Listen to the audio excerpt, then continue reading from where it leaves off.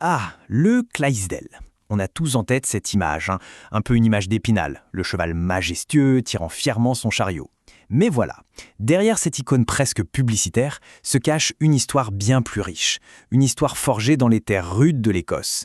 Et c'est justement cette histoire qu'on va découvrir. Un géant au grand cœur. Voilà une expression qui leur colle à la peau. Et elle capture parfaitement ce paradoxe fascinant de la race. Une force immense et une douceur incroyable. Alors justement, allons au-delà de cette simple image de cheval de spectacle. On va plonger dans un récit qui mêle force brute, patrimoine culturel et une gentillesse, une gentillesse tout à fait inattendue. Pour tout comprendre, il faut revenir aux origines. Notre histoire commence donc là, dans la vallée de la Clyde, en Écosse, au plein cœur du XVIIIe siècle. C'est dans ce paysage industriel en pleine ébullition que le Clydesdale a été littéralement forgé. À l'époque, avec l'ère industrielle, les fermiers écossais avaient un problème. Ils manquaient de puissance. La solution, elle a été assez ingénieuse, croiser leurs juments locales avec des étalons flamands beaucoup plus grands, plus robustes. Le Clydesdale, en fait, n'est pas né du hasard, c'est un cheval qui a été conçu pour la performance. Et cette chronologie, elle retrace une histoire assez folle. Tout commence donc au XVIIIe siècle avec ces fameux croisements. Puis, moment clé, en 1877, la race est officiellement reconnue. Son apogée, c'est la Première Guerre mondiale. Des milliers de Clydesdales sont envoyés au front. Mais juste après, c'est la chute. La mécanisation a failli tout balayer, au point qu'en 1975, la race est classée vulnérable à l'extinction. Une ascension fulgurante, suivie d'un déclin tout aussi brutal. C'est toute cette histoire qui a sculpté le cheval qu'on connaît aujourd'hui. Alors penchons-nous un peu sur l'anatomie de cette puissance. Qu'est-ce qui fait du Clydesdale une véritable force de la nature? D'abord, le poids.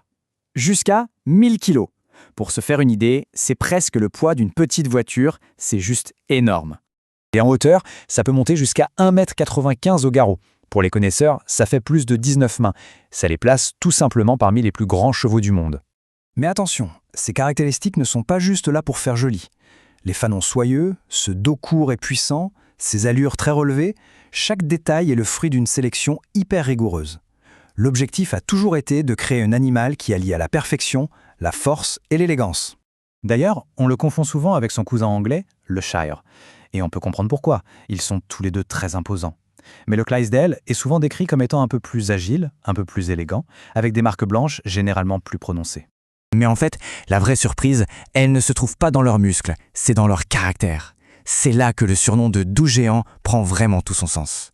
C'est vrai, quand on voit un tel colosse, l'image qui vient à l'esprit, c'est celle d'un animal un peu lent, un peu pâteau, non? Eh bien, il faut complètement oublier cette idée. Ce stéréotype ne pourrait pas être plus éloigné de la vérité. En réalité, c'est même tout le contraire. Le Clydesdale, il combine une énergie surprenante, presque un peps, avec une nature qui est douce et très coopérative. Et c'est justement ce mélange qui le rend si incroyablement polyvalent. Et c'est cette formidable capacité d'adaptation qui explique comment ils sont passés des champs de labour aux avenues des plus grandes parades du monde. Leur calme imperturbable et leur envie de bien faire en font des partenaires de rêve pour les spectacles, les défilés et même pour certaines unités de police montées. Mais attention, admirer ces géants, c'est une chose. En posséder un, c'en est une autre.